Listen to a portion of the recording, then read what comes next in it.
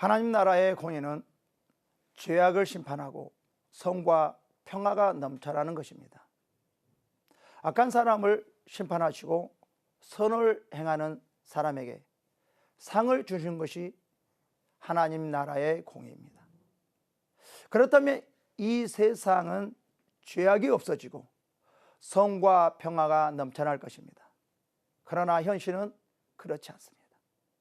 오히려 죄를 많이 지은 세상 사람들은 풍성하게 살아가며 신앙생활을 대충 하는 사람들도 행복하게 살아가는 사람들이 너무나 많이 있고, 반면에 열심히 전도하고 하나님 앞에 충성하고 신실하게 살아가려고 노력하는 분들은 오히려 더 힘이 들고 사기도 당하고 부도도 나며 어렵게 살아가는 사람들이 많이 있습니다.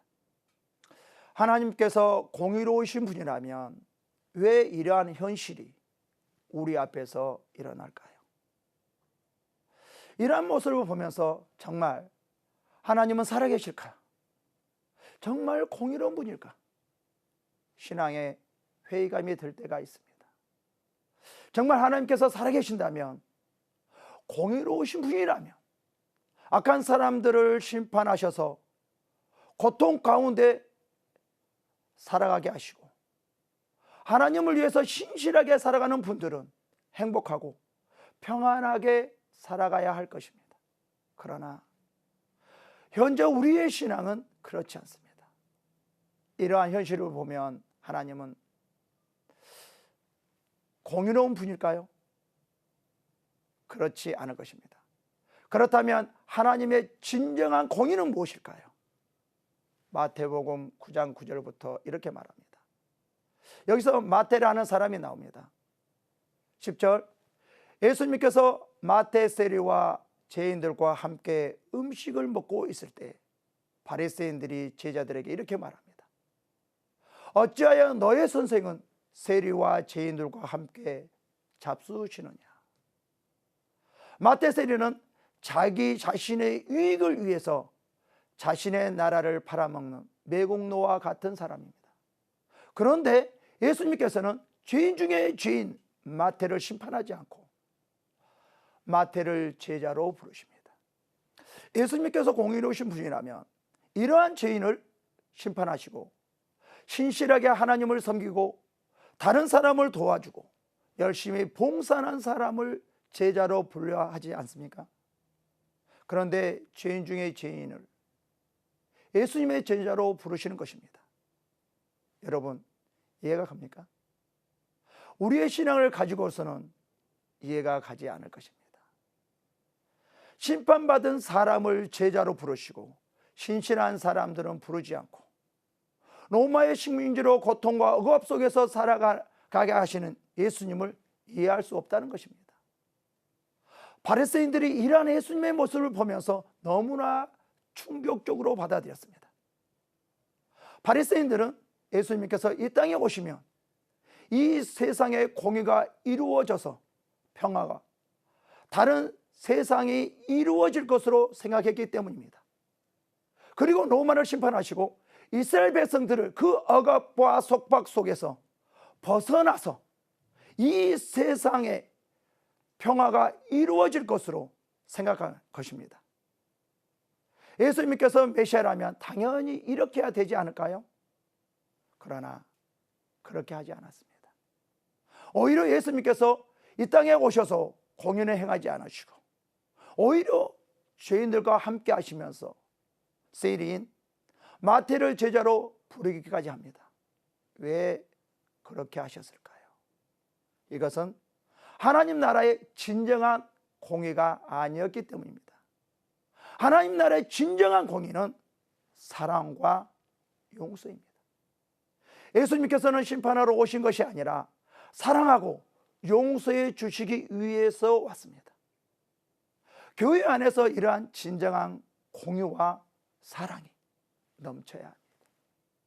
베드로전서 4장 8절에 이렇게 말씀하고 계십니다.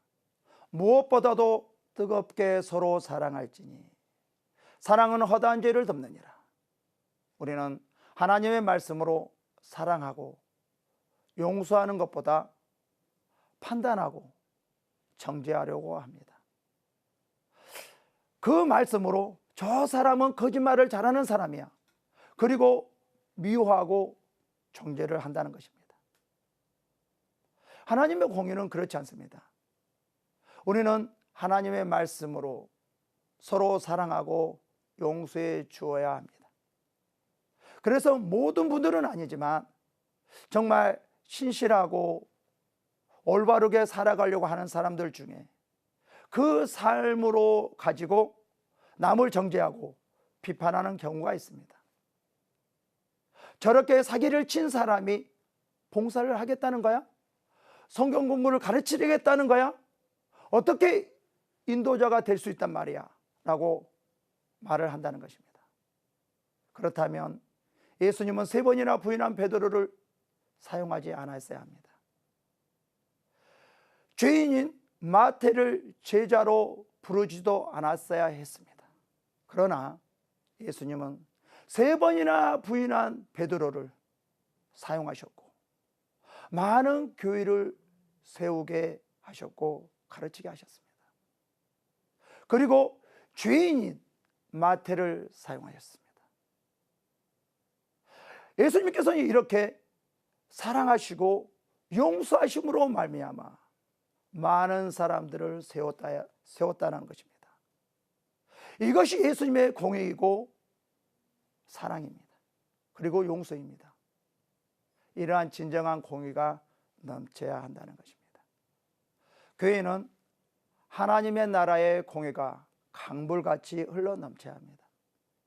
이렇게 할 때 교회가 하나가 될 수 있으며 교회가 강하게 세워져 나가는 것입니다. 어떠한 죄를 지었다 할지라도, 어떠한 미워하는 사람이 있다 할지라도 사랑하고 용서해야 합니다. 이것이 하나님 나라의 공의이고 이 공의가 교회를 세워나가고 세상을 변화시키며 가정을 세워나갈 것입니다. 이러한 축복이 넘쳐나기를 기도합니다.